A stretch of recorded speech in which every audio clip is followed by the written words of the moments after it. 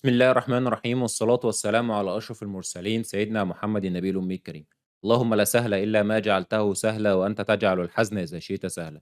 تعالوا مع بعض كده يا شباب نتكلم مين الأشخاص أو الفئات اللي ممكن تتعلم مجال تحليل البيانات أو المجالات اللي اوريدي بمعنى أصح بتستخدم مجال تحليل البيانات. خلينا نبقى نحط رول كده بنتكلم بناء عليها عشان لو ما تمش ذكرها في المحاضرة بتاعت النهاردة يبقى أنت فاهم الموضوع عموما أو جنرال بيتكلم عن إيه. ما دام إن في شركة بتستخدم data أو بتخزّن data ده معناه إن في فرصة إن يكون في محلل بيانات. طيب ما تيجي مع بعض كده نشوف إيه أشهر المجالات اللي ممكن نستخدم فيها مجال تحليل البيانات. مجال تحليل البيانات ده بيُستخدم تقريبًا في كل المجالات بلا استثناء. مجال التسويق، الmarketing، الsales، المبيعات، الHR، الhuman resources، الoperations والlogistics وسلاسل الإمداد supply chain. تلاقي عندك الجزء اللي يخُص المجال الطبي عمومًا، سواء في المستشفيات، سواء العيادات، سواء مراكز الأشعة، شركات الأدوية والتصنيع، أو حتى التوزيع كمخازن inventory.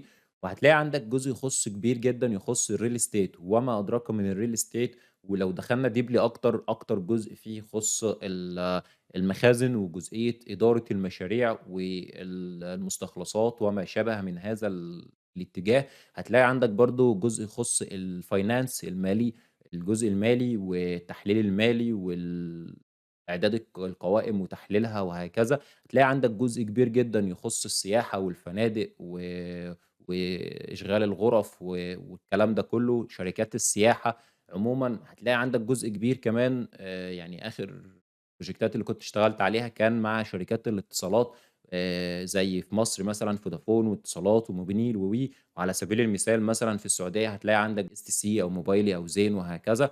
أو ممكن الشركات اللي already بتبني الأبراج بتاعة الاتصالات، لإن بيبقى برضه الinfrastructures بتاعتها وبناء البرج والكلام ده كله ده بيتم فيه تحليل بشكل كبير جدًا برضه. عندنا كان في project برضه يخص التخليص الجمركي، فالشركات برضه التخليص الجمركي والاستيراد والتصدير والكلام ده كله. شركات التصنيع سواء تصنيع أو شركات التوزيع ده ليه analysis وبيخزّنوا والتحليل فيه والKPIs بتتم بشكل معيّن. نفس الكلام في الجزء بتاع التوزيع وشركات التوزيع والوكلاء والموزعين وهكذا بيتم فيه بشكل معيّن. فهتلاقي إن بناءً على الاستنتاج اللي أنا اتكلّمت فيه ده، هتلاقي إن ما فيش شركة على مستوى العالم أو مجال معيّن على مستوى العالم إلا بيخزّن data، وده معناه إن أنت بتقدر تبقى محلّل بيانات. وعلى مدار التدريبات السنين اللي فاتت كلّها الحمد لله أنا اشترك معايا ناس شغّالة في كل المجالات تقريبًا، سواء طالب قرر إنه يتعلّم مجال تحليل البيانات فهو بيتعلّم الconcept بتاع مجال تحليل البيانات، وده يعني مفهوم الجزئية بتاعته. أو شخص already ممكن يكون شغّال في شركة، سواء بقى محاسب أو في الHR أو شغّال في الاقتصاد والإحصاء أو شغّال في مجالات مختلفة زي الoperations أو شركات الأدوية. الحمد لله رب العالمين في كل المجالات تقريبًا اشترك معانا ناس كانت كفيلة التدريب بتاعنا كفيل بالنسبة له إنه يقدر يطوّر من نَفْسه ويقدر إنه ياخد خطوة للأمام ويطوّر من المهنة بتاعته، سواء بقى محلل مالي فكان محاسب، أو إن هو عايز يشوف manager مثلًا أو موظف في الsales أو حتى يعني سكرتير لمكتب مدير معيّن بيقدّم له تقارير. فبيبقى محتاج دايمًا عنده data وبيبقى دايمًا محتاج يقدّم تقارير بشكل معيّن للمدير. فكانت مهارة تحليل البيانات إن يبقى فاهم إزاي الdata اللي معاه دي يطلع منها بinsights محترمة ويقدر يتعامل معاها بشكل كويس ويلعب بيها كأنها عجينة. ده كان فارق جدًا مع الأشخاص اللي إحنا درّبناهم على مدار السنين اللي فاتت الحمد لله.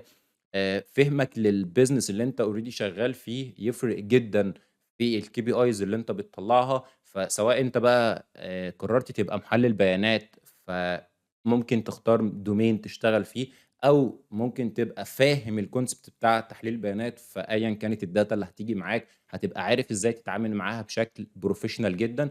أو أنت already شغال في domain أيًا كان الdomain اللي أنت شغال فيه، سواء بقى في الsales أو الmarketing أو في الHR أو الoperations أو إدارة المشاريع أو شركات التدريب أو حتى شركات الاتصالات وهكذا.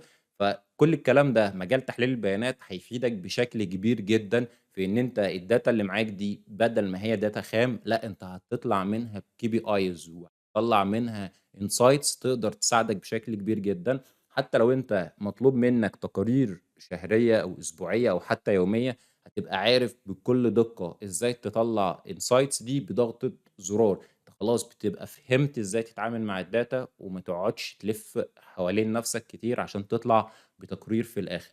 ده الهدف من تحليل البيانات عمومًا، هو إن أنت تتعلم إزاي يبقى معاك data، الdata دي أيًا كان مجالها إيه، إزاي تفهمها وإزاي تطلّع منها KPIs وإزاي تحوّل الKPIs دي لreport أو dashboard تقدر من خلالها تساعدك بشكل كبير جدًا في اتخاذ القرار. يعني الفيديو بتاعي النهارده أتمنى إن هو يكون وصل لكم بشكل دقيق، مين ممكن يتعلم مجال تحليل البيانات، أتمنى إن الموضوع يكون وصل لكم بشكل صحيح، أشوفكم إن شاء الله الفيديو الجاي.